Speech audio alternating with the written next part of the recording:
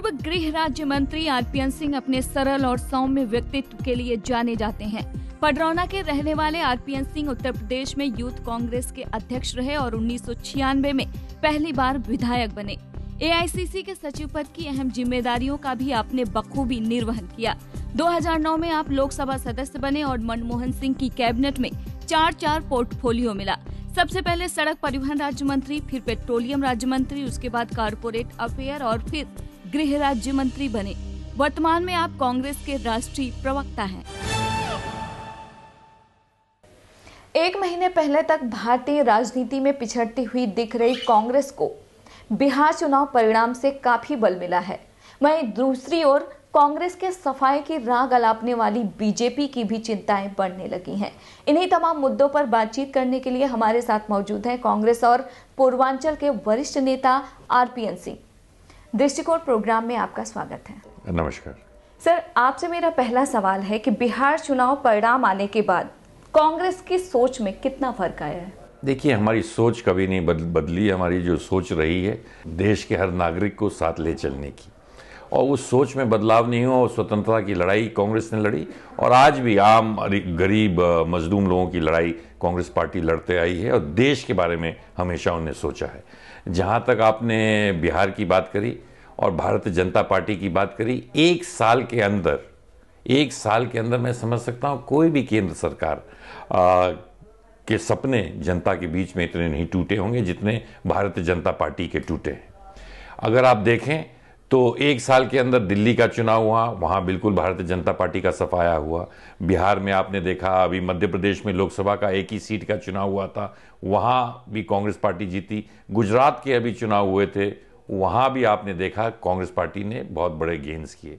तो ये जो कांग्रेस मुक्त भारत की बात करते थे वो एक सपना ही रह गया। परंतु उससे भी एक जो बड़ी चीज़ है ममता जी, कि लोगों को जो विश्वास इस सरकार पे था, जो सपने इस सरकार ने जनता को दिखाए थे, वो सपने टूट गए हैं और इसलिए नाराज़गी बढ़ते जा रही है सरकार से। और हम तो चाहेंगे, क्योंकि इस सरकार के पास अभी भी 3.5 साल बाकी हैं, जो वादे उन्होंने देश से किए थे उनको पूरा करें। आने वाले समय में कई राज्यों में चुनाव होने वाले हैं। अगर बीजेपी की बात करें तो उनका कहना है कि इन तमाम जगहों पर कांग्रेस का पूरी तरीके से सफाया हो जाएगा। आपका क्या कहना है? देखिए, अभी अगले साल 5 राज्यों में चुनाव है। असम में हमारी सरकार है, केरल में हमारी सरकार है। भारतीय जनता पार्टी कम से कम वहाँ 10% सीट भी अगर जीत जाती है तो मैं वेस्ट बंगाल में ममता बनर्जी जी की सरकार है, तो भारतीय जनता पार्टी अपने घर को देखती। और मैं समझ सकता हूँ 1.5 साल से ज़्यादा भारतीय जनता पार्टी को सत्ता में हो गई, पर कांग्रेस का भूत उनको अभी तक नहीं छोड़ रहा है। कुछ भी होता है, दाल के दाम अगर बढ़ जाते हैं तो ये कांग्रेस की गलती है। अगर कोई कार्य नहीं होता है, इंटॉलरेंस इस देश में बढ़ जाता है तो कांग्रेस की गलती है। अरे 1.5 साल से आपकी सरकार चल रही है, जो वादे आपने सरकार से देश से किए थे, तमाम वादे किए थे, उनको तो पूरा करते तो जनता भी आपसे खुश रहती, देश भी तरक्की करती। अगर 1 दशक पहले की बात करें तो कांग्रेस का जो जनाधार था पूर्वांचल के इलाके में काफ़ी ज़्यादा था, लेकिन वो धीरे धीरे जनाधार कहीं ना कहीं खोता गया। तो आने वाले समय में कांग्रेस की क्या रणनीति है ताकि पूर्वांचल के जो इलाके हैं वहाँ पर जो जनाधार खो गया था वो वापस लौटे? देखिए, हमने हमेशा वहाँ कोशिश की और कांग्रेस पार्टी ने जो पूर्वांचल में जवाहरलाल नेहरू जी के ज़माने से काम किया है। और अगर आप देखे होंगे पिछले लोकसभा में जो सीटें कांग्रेस ने जीती थी, ज़्यादा सीटें, कम से कम 23 सीटों में मैं समझ सकता हूँ 17-18 तो सिर्फ पूर्वांचल ही से थी। परंतु जिस तरह का उत्तर प्रदेश में जाति और धर्म का राजनीति चली है, बड़े अफसोस की बात है। मैं पूर्वांचल से आता हूँ। वहाँ नहरों की, जवाहरलाल नेहरू जी के ज़माने में नहरें बनी और 21वीं सदी में हम चल रहे हैं। नए नहर बनाने की बात तो छोड़िए, हेड टू टेल तक पानी नहीं आता है। एक ज़माने में पूर्वांचल में चीनी फैक्ट्रियों का गढ़ कहा जाता था। मेरा पुराना ज़िला देवरिया था, उसको चीनी का कटोरा कहा जाता था। आज इतने साल उत्तर प्रदेश में और पूर्वांचल में कांग्रेस नहीं है कि देवरिया जैसे जनपद में एक भी चीनी फैक्ट्री नहीं रह गई है। उद्योग हो, नौकरियां हो, किसान का जो हालत है उत्तर प्रदेश में, जब से बिजली की जो हालत है पूर्वांचल में, उससे आपको बयां करने की ज़रूरत नहीं है। पूरे लोग वहाँ के बारे में इस चीज़ को जानते हैं। जब हमारी सरकार उत्तर प्रदेश में 89 में आखिरी बार बनी थी उससे ज़माने एक भी चीनी फैक्ट्री बंद नहीं हुआ करती थी। हमने तमाम चीनी फैक्ट्रियां और लगाने की कोशिश की, बिजली उत्पादन बढ़ाने का काम किया, हेड टू टेल तक पानी जाया करता था। तो ये जो मूल चीज़ें थे, सड़कों की हालत उससे बेहतर थी। परंतु अब जो पूर्वांचल की बात देखते हैं, जब इलेक्शन आता है तो लोग कभी बोलते हैं कि बहन जी को समाजवादी ही ठीक कर पाएगी और समाजवादी पार्टी को बहन जी ही ठीक कर पाएंगी। तो इस तरह की जब राजनीति होती है तो पूर्वांचल को विकसित होने के लिए दिक्कत होती है। हमने जब सरकार में केंद्र में था, मैं भी था और मैं तमाम मंत्रालयों में रहा, वो सड़कों में सुधार लाने की कोशिश की, गैस की छोटी छोटी एजेंसियां तमाम गांवों तक खोलने की कोशिश की। तो मैं समझ सकता हूँ इससे जो मूल समस्याएं पूर्वांचल की, उसमें कोशिश की। और जैसे आपने कहा, ज़रूर और कांग्रेस को वहाँ लड़ाई लड़नी पड़ेगी अपना वजूद खोदने के लिए। लेकिन लोगों का ये भी आरोप है कि जो फैक्ट्रियां चालू हुई, चाहे वो बिहार हो, यूपी हो, कांग्रेस शासन में ही चालू हुई और उसी समय बंद हो गई। केंद्र ने कहीं ना कहीं अनदेखी की। देखिए, जो फैक्ट्रियां होती हैं, चीनी फैक्ट्री की नियम प्रदेश सरकार करती है, प्रदेश सरकार के नियमावली से चलती है। तो केंद्र सरकार ने, जब हम सत्ता में थे पिछले बार, तो हमने तमाम लोन, इंटरेस्ट फ्री लोन फैक्ट्रियों को दिया था, जो गन्ना की जो चीनी का भुगतान फैक्ट्रियां कर पाएँ तो हमने दी थी। इस सरकार ने अभी तक इंटरेस्ट फ्री लोन तक देने की बात नहीं की है। प्रदेश सरकार की ये जिम्मेदारी होती है। जब विपक्ष में आते हैं, जो समाजवादी पार्टी विपक्ष में आती है तो 500 रुपये देने की बात करती है और आज तो 280 रुपये भी किसान को नहीं मिल रहा है। तो ये प्रदेश की चीज़ है। जो दिक्कत आई उत्तर प्रदेश में, पूर्वांचल में गन्ना की जहाँ तक बात थी, या बिहार में, उनको पैकेज देने का काम केंद्र सरकार ने किया, पर उसका निस्तारण प्रदेश सरकार करती है। पंजाब, असम, उत्तर प्रदेश, आने वाले समय में इन तमाम जगहों पर चुनाव है। अगर तैयारी की बात करें तो कांग्रेस किन मुद्दों को लेकर जनता के बीच जाएगी? देखिए, उत्तर प्रदेश में जैसे मैंने कहा, हमने हमेशा जाति और धर्म का विरोध किया है और विकसित उत्तर प्रदेश को, और उत्तर प्रदेश को किस तरह आगे बढ़ाने की बात की, और संपूर्ण उत्तर प्रदेश की बात की कि उत्तर प्रदेश के लोग आगे बढ़ने की कोशिश की। राहुल गांधी जी ने स्वयं 200 रैलियां पिछले बार की और उत्तर प्रदेश के लोगों को बताने की कोशिश की कि हम उत्तर प्रदेश को विकसित करना चाहते हैं, और जब तक उत्तर प्रदेश विकसित नहीं होगा तो सचमुच में देश विकसित नहीं हो पाएगा। तो हमारी यही कोशिश रहेगी कि नौजवानों को नौकरियां मिलें। हमें ये कोशिश रहेगी, महिला सुरक्षा की दृष्टि से उत्तर प्रदेश के बेहाल है, महिलाओं की सुरक्षा हो। किसानों को जो भी समस्या हैं, उनको उन समस्याओं से केंद्र प्रदेश सरकार उनकी समस्याओं को दूर करने की कोशिश करे। सड़क, बिजली, पानी, ये ऐसी मूल चीज़ें हैं कि आज 21वीं सदी में उत्तर प्रदेश में मिल नहीं रही। वक्त हुआ है एक छोटे से ब्रेक का। ब्रेक के बाद भी जारी रहेगा आरपीएन सिंह से बातचीत का सिलसिला। बड़े अफसोस की बात है कि जो इलेक्टेड चीफ मिनिस्टर्स हैं वो कांग्रेस के हों या कहीं के हों, जिस तरह का जो हम पे आरोप लगाते थे, कम से कम जब सत्ता में आए अपना गिरेबान में झांक के तो देखें।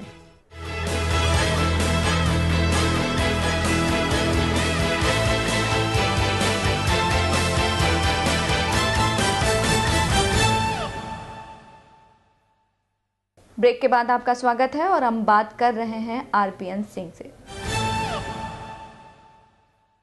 चाहे नेशनल हेराल्ड केस का मामला हो या फिर जीएसटी बिल का मुद्दा हो, बीजेपी का यह कहना है कि कांग्रेस जो है वो जानबूझकर संसद नहीं चलने दे रही है। आपका क्या कहना? मैं समझ सकता हूं, बड़े अफसोस की बात है।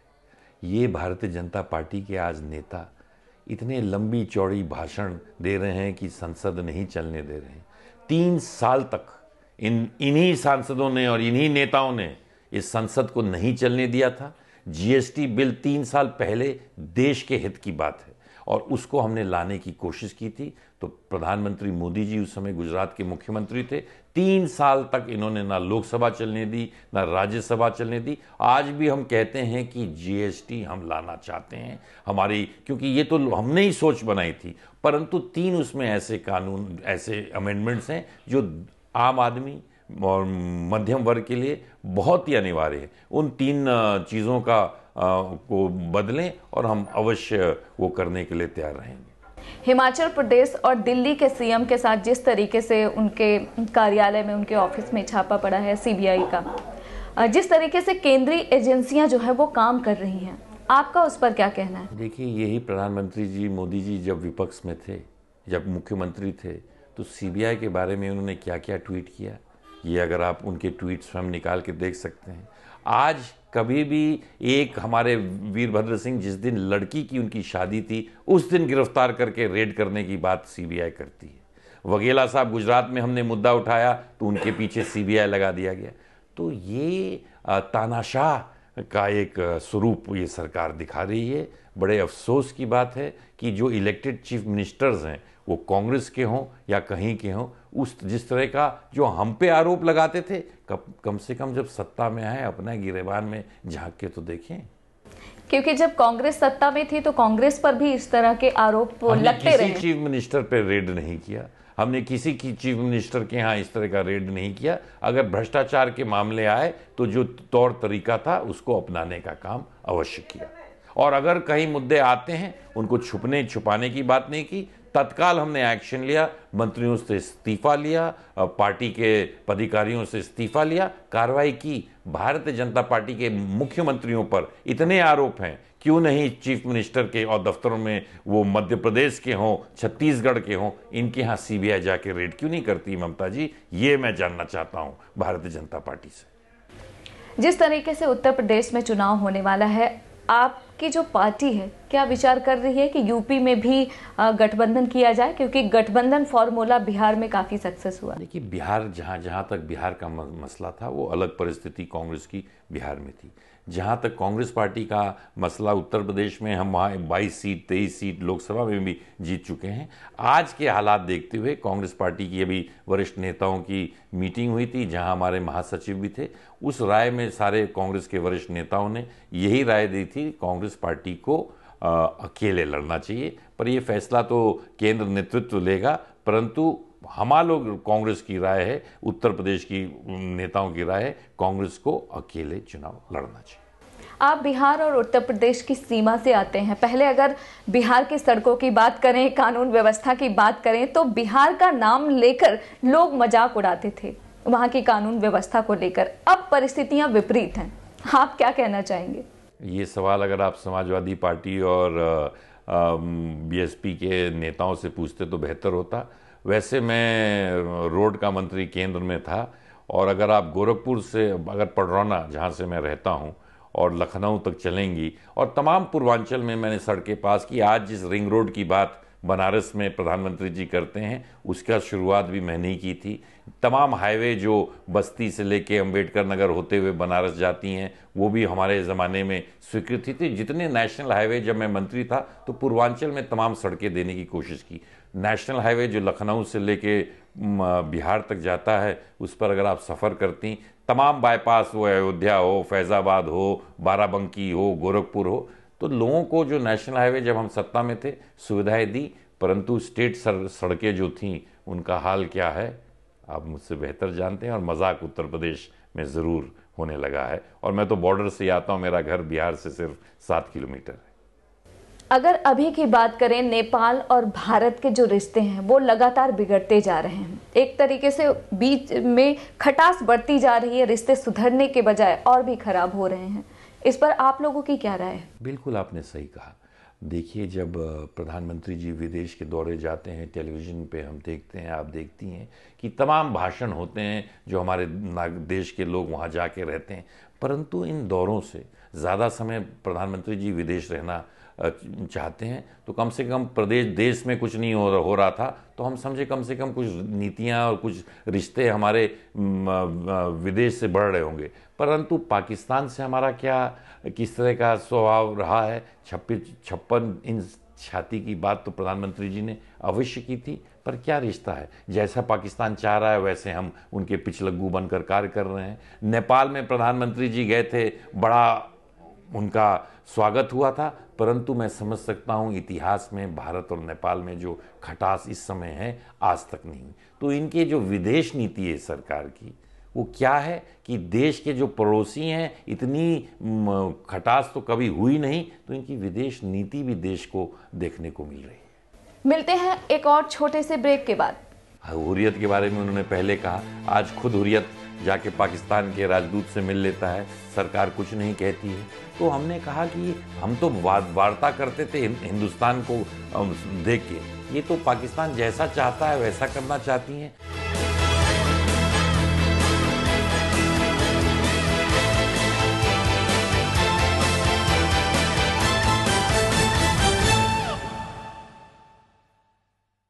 ब्रेक के बाद एक बार फिर आपका स्वागत है और हम बात कर रहे हैं कांग्रेस के राष्ट्रीय प्रवक्ता आरपीएन सिंह से।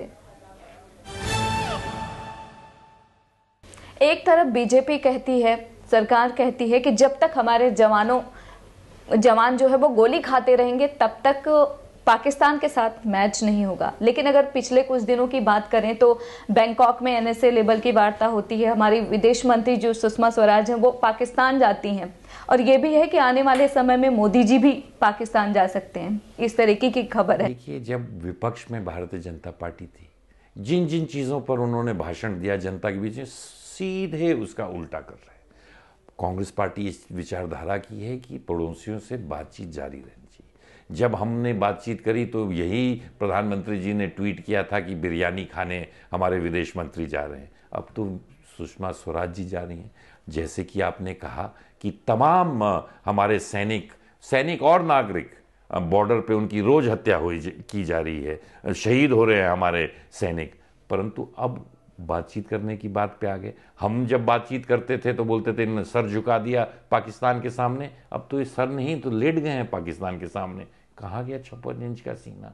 क्या इन्होंने देश को भाषण दिए? जो जो इन्होंने कहा, वो काले धन का, एमएसपी के बारे में, नौकरियों के बारे में, करप्शन के बारे में, पाकिस्तान के बारे में, सारे तो वादे इनके 1.5 साल के अंदर झूठे साबित हो रहे हैं। अफसोस की बात है, इतना एक पार्टी का इतना वरिष्ठ नेता जो देश का प्रधानमंत्री बनते, इतने सपने दिखाए, जब कुर्सी पे नहीं थे, कुर्सी पे आए तो महंगाई कहाँ चली गई। तेल का दाम आप देखिए क्या हो रहा है ममता जी। हम जब सत्ता में थे, पेट्रोलियम मिनिस्टर भी मैं रहा, तो $114 प्रति बैरल होता था और आज $36 प्रति बैरल है। कितना गिरावट आया है। क्या आपका पेट्रोल या मेरा डीजल कहीं कमी हुई है? और महंगाई से लड़ने की बात ये सरकार करती। क्योंकि पाकिस्तान से अगर बातचीत का सिलसिला थमा था कि कश्मीरी अलगाववादियों से पाकिस्तान के राजदूतों की मुलाकात होती है, हमेशा मीटिंग होती रहती है, लेकिन अभी कुछ दिन पहले ही जो अलगाववादी हैं कश्मीरी, वो मिलकर गए और इसके बावजूद पीएम जा रहे हैं पाकिस्तान। इस पर आपका क्या? इस पे मैं क्या आपसे इस पे क्या बोलूँ, आप ही ने सब कुछ कह दिया ममता जी।